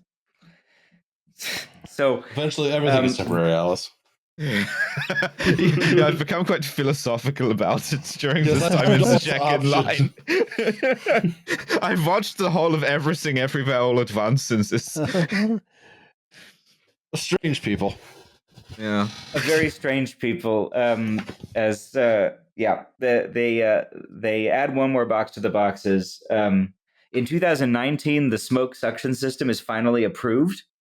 And they get very excited, but then it turns out that when they made that big expansion of the main terminal from 200,000 to 340,000 square meters, they didn't improve the strength rating of the foundation. Good. So Okay, the cool. underground cabling, beams, and the foundation all need to be replaced. And also, That's a difficult job right there. there were also 700 kilometers of cable laid under the runways, which were not laid in waterproof ducts. Come on, man. You have Well, to you tear know. up, you have to replace the foundation under the building while the building is built, and then you have to fucking tear up the runways and resurface them. Yes. All right. In Yes. fairness, Wait, the wait, runways are hold made on. of asphalt. That one's easy. This is 2019. The original announcement was 2006. Yeah. Yep. Excuse 13 me. years, baby. 13 years. 13 years, baby. And this I this misspoke. building, These are not asphalt. These are concrete runways. That's going to be very difficult and expensive. Oh. so they did that. Again, just to reiterate, Berlin is a city where the water table is so high that anytime you do any kind of construction project in the city, you have to put big above ground pipes to put the water in the river, because Berlin is located on a swamp. And so the idea that you would put anything underground in Berlin without thoroughly waterproofing it, like if basements here weren't waterproofed, they would be underwater. Wait. I've just had a horrible thought. It's 2019. If this keeps going into 2020, it's gonna run straight into. Oh, wait, we'll get there. Next slide, please. So this building was designed, the airport terminal was designed, as you can see here, so that trains would run right into the building. They built this extension of the mainline trains and the S-Bahn, which to Schönefeld, they ran to this, you had to go through this sort of weird outdoor breezeway to the terminal from the train station, which, as you can imagine, February in Northern Europe, that can be an extremely breezy breezeway. So they decide this terminal should have a train station right underneath, so you just get right off the train and go into the airport. During this whole time, the ventilation system for those tunnels was trains moving through them. And so Deutsche Bahn had to spend 10,000 euros a day running empty trains back and forth so the tunnels did not develop fungus. I mean, it's good that they stopped, the Last of Us from happening down there. We dodged one pandemic out of this. I mean, that's good design if you can get the airport done on time. Yeah. And so Deutsche Bahn is suing the airport at some point to try to get money for employing this guy whose job it is to spend all day, every day, driving empty trains underneath the endless construction site. One of my favorite things about communism, one of my favorite things that it develops, is the sort of like sinecure, right? The guy who gets a uniform and a job to like watch the elevator. Will he assist you if the elevator breaks? No, he will not. He will stay in his little glass cabin thing. Yeah, different union guy. Good luck. Yeah. We replicated that under capitalism, but also paid worse, and you might get 1,000-degree blast of smoke that just like leaves you a pile of charred bones. Yes. And also the rent is high and there's no apartments. Soviet Union, but shit and expensive. It's a universal phenomenon, it seems. Yes. So, next slide, please. The building opens in October of 2020 to a grand total of 0 passengers, 16 years and 7.3 billion euros after groundbreaking. There it is. Just in time for the novel coronavirus. Yes. Late, so it opens so they can't even have an opening party of any kind. Like, it opens with no fanfare whatsoever. One fun thing about the design of this building, and I really do think that Meinhard von Gerkan was not actually responsible for most of the problems here, but here's one thing he definitely was responsible for. Notice the fact that this whole check-in hall has giant glass walls. And then think about the fact that we are in Northern Europe, and so for half the year, the sun basically never gets higher than that. So if you are on one of the rare sunny days in the morning in this airport, the sun is just blinding. You have to wear sunglasses indoors, and even then you can't look at the direction the sun is coming from. You cannot escape the smoky death of time's magnifying glass. Don't worry about it. I mean, that's almost universal in like every building now. Stop building shit. I don't want to see the outside. I know I'm inside. Leave me alone. Can't we just have like nice windows instead of glass walls? I know, maybe? right? Yeah, dude, it's brutal. But you'll notice if you look at that beautiful ceiling, there's not a single visible smoke ventilation duct, and so it was all worth it. Well, there you go. Anyway, next slide, please. Is it a good airport? No. It's freezing and it sucks. So remember, there's that system where the trains ventilate the train station under the check-in hall? Yeah. Okay, so take a look at this here. So the check-in hall, this is your big, ugly red sculpture. And these escalators in the foreground are running from the mezzanine level up to the check-in hall. And then if you notice, there's a sort of hole under each of those staircases, and those are the stairs down to the train platforms. Right. And you notice how nowhere in any of this are there doors? Right, yeah. Cool. Good. Okay, so the trains are ventilating this train station with freezing Northern European air. Right. And so the average temperature in the winter at the top of those stairs right there is 48 degrees Fahrenheit indoors. Terrific. Yep. The fact that this is built on top of the communist airport, and this is a joke you would make about a communist airport. Is we built the airport under communism as punishment, like it ventilates itself with like an icy blast every like 90 seconds or whatever. So the communist airport is actually on the other side of the runway. The building is still there. The original idea was they were going to use that as the low-cost terminal. They then build the low-cost terminal on site, but they're still referring to this as Terminal 5. And someday it may open to provide extra capacity, but no one knows. And right now it's being used to house refugees. Because Germany loves putting refugees on cots in horrible, disused public buildings. It's estimated the airport will not turn an annual profit until 2034. The people working at the security checkpoint keep getting electrocuted by mysterious electric shocks. What? And What? No, back Okay, up. that's an interesting one. What? What? Sorry, mysterious electrical shocks. Ball lightning. Ball lightning is generated in this terminal. The people working at Jesus security keep fuck. being electrocuted by mysterious electrical shocks in the demon terminal. Okay, yes, of course, the demon terminal. Yes, demon terminal wants blood. The airport is also horribly understaffed because the airport corporation, which built it, is chronically out of money because they spent 7 billion euros building it instead of 2. And they're paying off all their bonds. So they have the horrible annual deficits, and it's Corona. And so everyone needs money. And so no one wants to pour more money into this. And so there's continually strikes. There's continually not enough staff. It often takes like 45 minutes for your bags to come on the belt. It's a great place. Beautiful. What a Next- triumph. Next slide, please. So in 2021, Michael Muller moves to the Bundestag and is replaced as mayor of Berlin by a Franziska Giffey, who is a walking meme. Here she is on the left, pictured shooting the gun to start the Berlin Marathon last year with murder in her heart. This is And on the right, it's like Mao, combat liberalism, but combat liberalism is like an adjective instead of a verb, you know? It's combat social democracy. Yeah. And on the right, she is standing wearing a business suit with a big sort of blonde coif, holding a piece of bread. A piece of bread undersells it. This is a An big entire fucking loaf Yeah. of black bread. Larger than her head.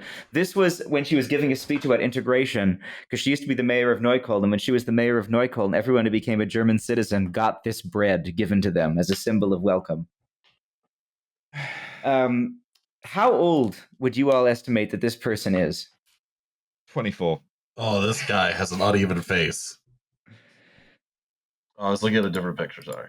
No, it's fine. You just misgender the mayor of Berlin. It's No, very I was good. looking at a about to picture say. of Matt Rule. I'm watching the Nebraska game on the other TV. Don't worry about that. Sake.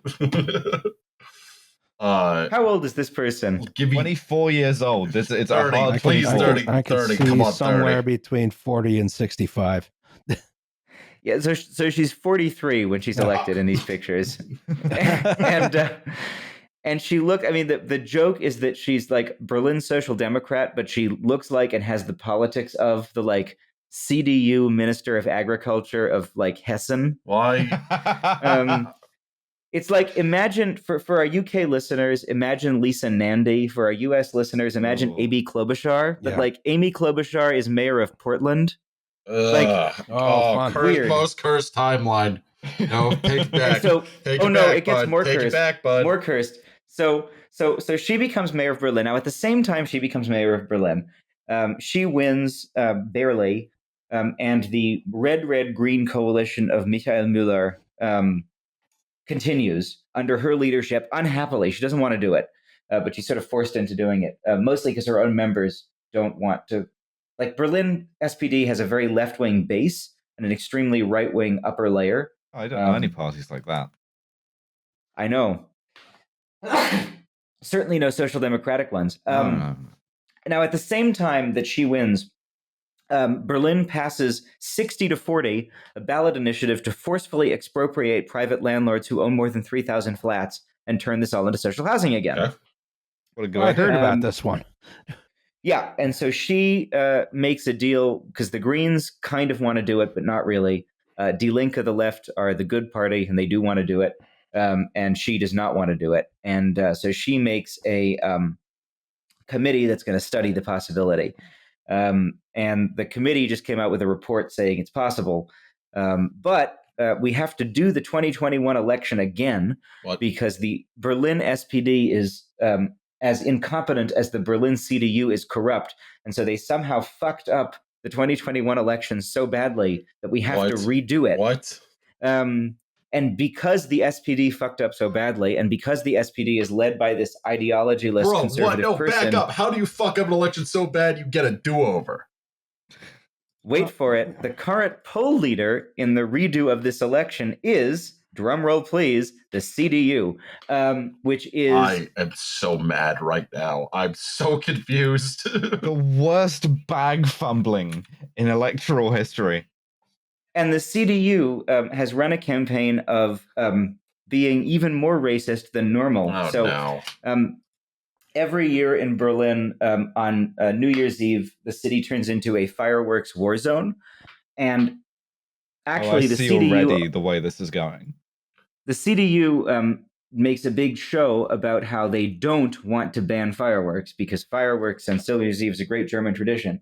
But then it turns out that the cops lie about shit. And so the cops in the CDU said that hundreds of foreigners were attacking cops with fireworks. And it turns out it was 38 Germans who were arrested. And then the CDU's response to that was to put in a request in the Berlin State Parliament asking for the first names of those Germans. Oh, because like German criminal anonymity laws, like if you get arrested for something, they'll just, publicize your name as like Matthias V or whatever. And... Matthias V, right? So basically, they want to point out that these are they want to make this thing about like, oh, they're all Mohammed F and Ahmed L and it worked. They had a whole 3-day freak out, a whole like 3-week-long national media freak out about the election, and it propelled them into first place. And the election's in a week, and they might win, and we live in hell. Before you expropriate the landlords do have to get their 2 cents in. I mean, that's democracy right there. Yeah, this is why we're all charter members of the Party for Moderate Progress and Reform within the law.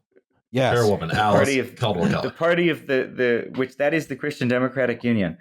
Next slide, please, just to add the final little little boxes, Love but to just ultimately say we get to the deportation final center. European form of the little box that's a little prison. It's actually a large box. A little cop prison box. And so this is in the Brandenburg government, because this is on the Brandenburg side. But so there's a private investor who's going to build a private deportation center. Oh, come on, man. And his name is Jürgen B. Harder. I bet it is. I bet it is. Porn star, sorry, no. Jürgen B. Harder, who is You want to slurp that German sausage? Yeah. No, go ahead. So can you just pay to have anyone else be deported, or like what? who is not one of the bartenders at Laboratory, but is instead a corrupt Brandenburg real estate investor. Who's sort of 50-50. Is set to make millions of euros of profits over the 30-year contract of running the deportation center. I really do think if you say the phrase "we'll make millions of euros in profit from the deportation center over the next 30 years," Dev, you're gonna have to bleep this, but I think I think that's fair. Yeah, instantly. It's reasonable. Yeah. Yeah, I agree with that. Please don't get me kicked out of Germany. I don't want to go back to America. No, I do not endorse what was bleeped. If there's a private deportation center, I should be able to pay to have anyone I want deported. This is how capitalism works, right? Yeah, there's just like the ANCAP deportation center. Yes. Oh God. The plan is that they're going to have about 1,000 deportations a year by 2025. And about 1,300 deportations a year by 2040. And one important thing to know is that the campaign against this deportation center estimates that 50% of people in deportation detention in Germany are there unjustly and should not be there. Terrific. So that's, coming right. from a British perspective, that's remarkably low, even. Like, it's reprehensible, but we somehow managed to outdo you on this, I feel. And so that's the story of the extremely stupid and bad Berlin-Brandenburg airport. And pretty soon I'm going to be, I imagine, flying into this and getting absolutely frozen, and now I'll know why. What airline are you flying? Are you flying a low-cost airline, or are you flying yes. Yeah, I will be. EasyJet or Ryanair? EasyJet, probably. Okay, if it's EasyJet, then you're flying into the main terminal. If it's Ryanair, then you fly into the windowless box. Cool. I get to like sort of pick my really rub it in, Yeah. It's a great work of art. I'll be flying out of the windowless box tomorrow. So safe travels. It'll be great. What an absolute disaster. Taking the vomit curve from the 7.3 billion euro windowless box over the private deportation center. Terrific. Oh no. Do they still do the vomit curve? That hasn't changed at all? No, the vomit curve is it's one of the official flight plans for leaving. Right. Great. Yeah. One of the official flight plans. I no longer want to go to Berlin for the live show. I'm just saying about that. Given I can suck it up. Given American cost overruns and delays, this doesn't seem that bad to me. This seems fine. Yeah. Your brain is broken, bud. Your brain is broken, bud. This is a good outcome. I'm gonna punch you. Oh, another just one last final thing. There was a so the airport is named after Willy Brandt, which was its own controversy because the other Berlin political parties accused the Social Democrats of just naming it after their own functionary. And so there were all these different ideas who they should name it after. They kept Willy Brandt, but Rosa then at Luxemburg. Some point, the the Willy Brandt Foundation considered revoking the airport's permission to bear his name because they didn't want the association with this disaster to be associated with his legacy. That's fair. Too late. But anyway, there it is. Social democracy, Berlin-Brandenburg Airport. I feel like I've learned so much about German politics, and it's all bad. It is all bad. Most politics are. Go back to Interflug. The return to tradition, reject modernity, embrace illusion. We're gonna close down Berghain. We're gonna reopen the turbine halls and make it into a big coal-fired cogeneration plant for heat and electricity. And sort of the kind of thing that has me understanding the impulse behind the wildly illegal 10-person continuation SED, the party that's like, put it all back the way it was. I mean, Die Linke, the political party of which I am a member, is the successor party of the former SED. Not if you ask those 10 people. They're the only they're the only political party in Berlin who is responsible for doing anything good ever. And I really hope they don't not be in government anymore after this election, because it would really suck. I guess the lesson here is if you are a listener in Germany and you are able to vote for Die Linke, otherwise you should do that, especially in Berlin, where they're in Berlin, they are run by good gay Klaus. So bad gay Klaus was Klaus Wowereit. Good gay Klaus is Klaus Lederer. And if you're not in Germany, and the idea of having a party to the left of the tepid Social Democratic Party appeals to you, maybe investigate having one of those. Wouldn't be a bad idea, I don't think. Yes, although we may be losing ours because our party to the left of the tepid Social Democratic Party is involved in what may be potentially a death spiral, but we'll see. Right. Die Linke would be a whole other episode of this party, because it is kind of an engineering disaster. This cobbled together mix of West German social movements and East German reformist elements of the SED, which does really well after being founded because the 2008 financial crisis happens, and then has a lot of internal contradictions, which are resolved in profoundly unhelpful ways by people who are all essentially invested in continuing the conflict in order to not reveal their fundamental mediocrity. Useful. So, Sarah Wagenknecht, for example, who did a book tour during the last national election campaign about how the reason why the party wasn't doing well was because it was too much gender. And it was the gender's fault. I mean, gender had done it. And the reasonable question of, well, if you don't want to talk about gender, why have you just written an entire book about costing? it? Was seemingly never asked. It was like 7 billion euros, right? 7 billion. Okay, so he froze. Oh. Ed? Well, at least we got almost everything done.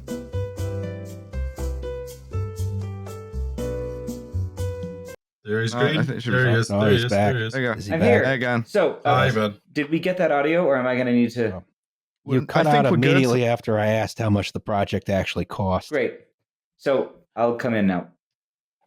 So it cost 7.3 billion euros.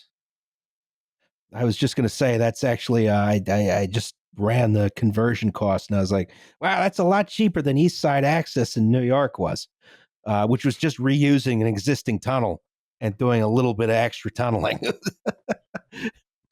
If only the United States were as dysfunctional politically as Berlin as Germany. Yes, I am in awe at how cheap and how well done this project was. This is my thing. This is like Germany's great national shame, and in the U.S., this would be the thing that would get you from being mayor of New York to being president or whatever. Pete Buttigieg has to do this. He can be gay president now. This is what Andrew Cuomo wanted to do.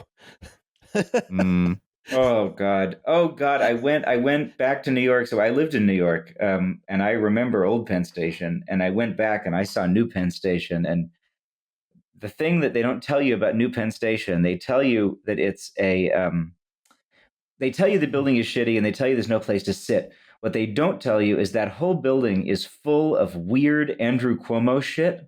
Yes. Like what? Weird, like there's like weird quotes that like no one ever said, like Empire State is the state of prosperity. And yes, like weird shit all over the walls. That building is just full of bizarre. They like Andrew find Cuomo it in the sort of touches post-apocalypse, and they're like, this Andrew Cuomo must have been like a mighty warlord, powerful leader, revered in their culture.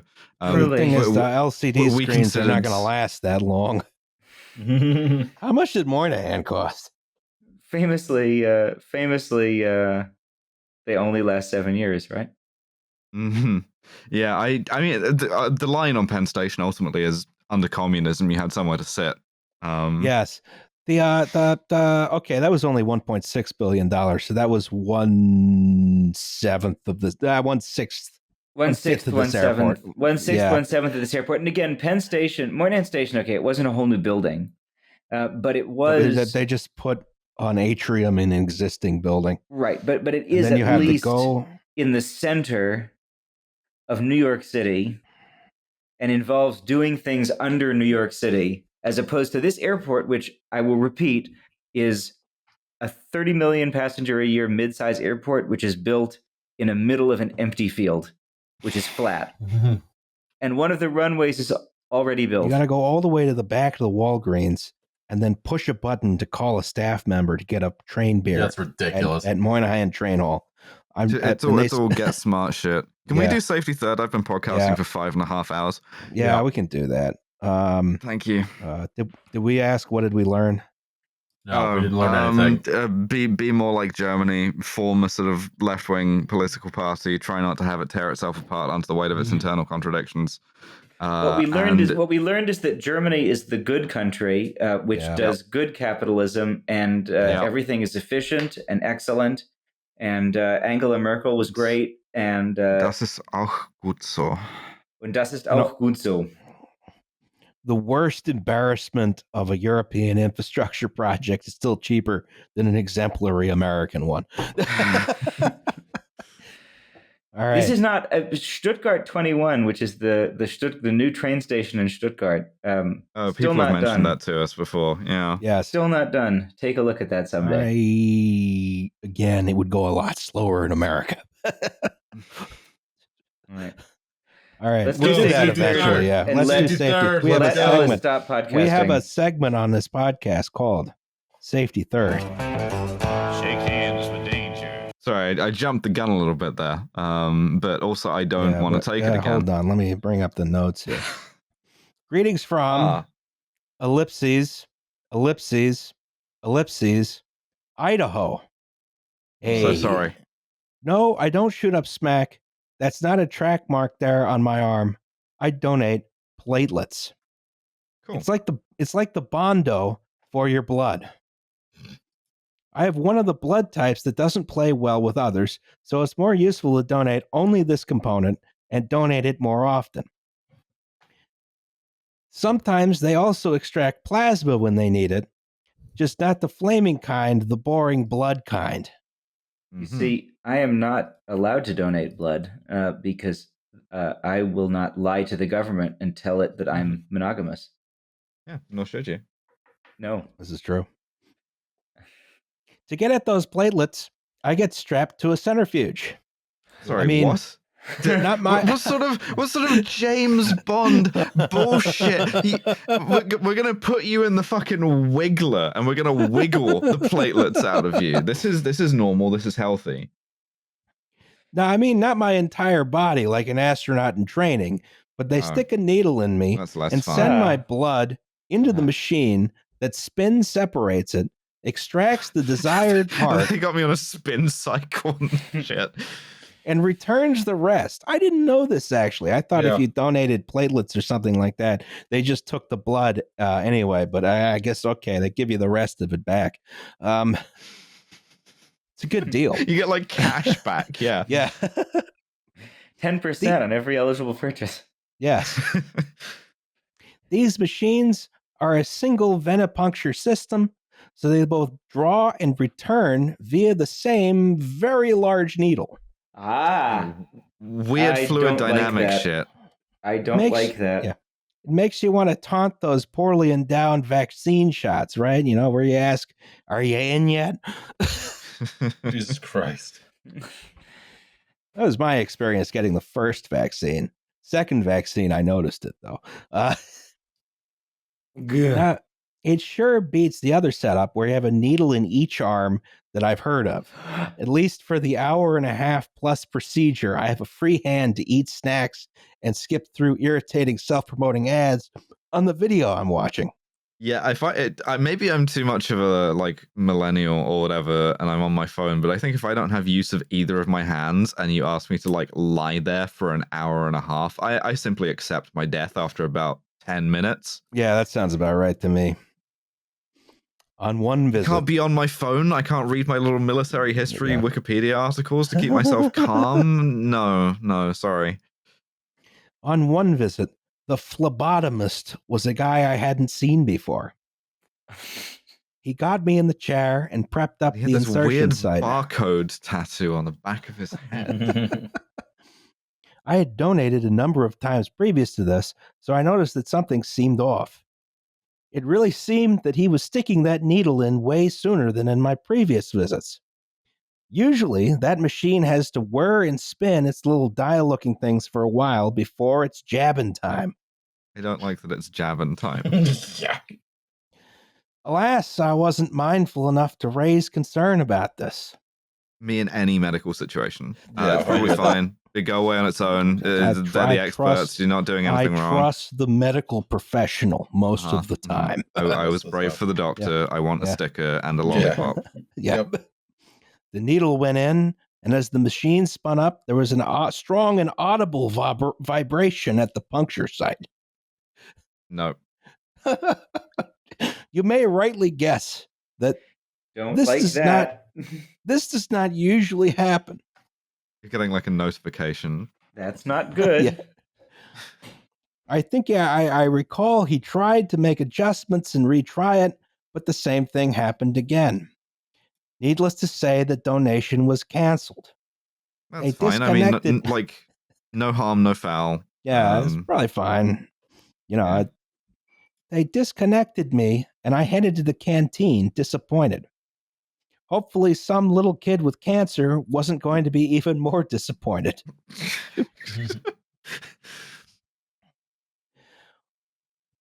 While sitting there, contemplating if eating a bag of chips or a cookie was warranted, after an aborted attempt, one of the staff... dive right in on that. If you've had a needle in you are entitled to whatever treats you want. This is a policy I follow every 6 months when I get my hormone levels done. I just stop on the way back and get myself sort of the most dangerously sugary thing I can. Yes. That's a smart thing to do. You're down some blood. You got to get that. You got to get the blood sugar back up on what remains. Right. Yeah, that's right. One of the staff members came by and asked if I was okay, and I answered no. I think they asked that question because my face was turning bright red. My mind thought back to the little speech that they have to tell you every time you are screened, specifically to the part where they tell you about potential issues that might be encountered during your donation. Shortness of breath, check. Dizziness, check. Heart racing, check. Chest pain, especially when inhaling more than a shallow breath, check. Oh no. Why? These things I am experiencing appear to closely match the symptoms of a pulmonary embolism. One of the things that I dislike most about the human body is that this also closely matches the symptoms of a panic attack. Yeah, this is true. Yes, and you know, then you start conflating things, then you start to panic more, then you get an actual pulmonary embolism. No, you don't. No, you don't. Yeah, that's a different source. Yeah. This me tomorrow on the vomit curve on the Ryanair 737 Max, watching the window, watching the tip of the wing like get within like 100 meters of the ground, screaming to the flight attendant that I'm having a pulmonary embolism. You gotta get one of those like Air Force pressure suits, you know. Yeah. So we all got a special visit from the paramedics that day at the blood bank, and I got some souvenir EKG electrode pads to take home and eventually painfully rip off.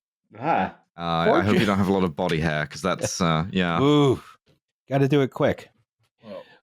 Fortunately, my symptoms subsided after some time lying down with my legs elevated, and I went home more or less intact. This is a thing that again is not sort of popularly known. Like everyone sort of knows from TV that like if you get an embolism, you just like die, and like most of the time on the numbers, you're just fine. You feel terrible for a bit, and then you're just fine. It's not a very good way to kill someone. But that's the story of the time I got embolized. I don't care if that's not a real word. That's what I call it. You deserve it. Don't worry. It's an embolus. Not deserve being embolized, sense. but you deserve to use the word. Exactly. Lesson learned: it's super important to do the steps in order and speak up if you suspect something is being done wrong. I still donate I'm not gonna be very platelets. good at that part. I still donate platelets to this day, twice a month if my scheduling works out, despite that bad experience. Heroic. And That's now that I think about genuinely it, noble.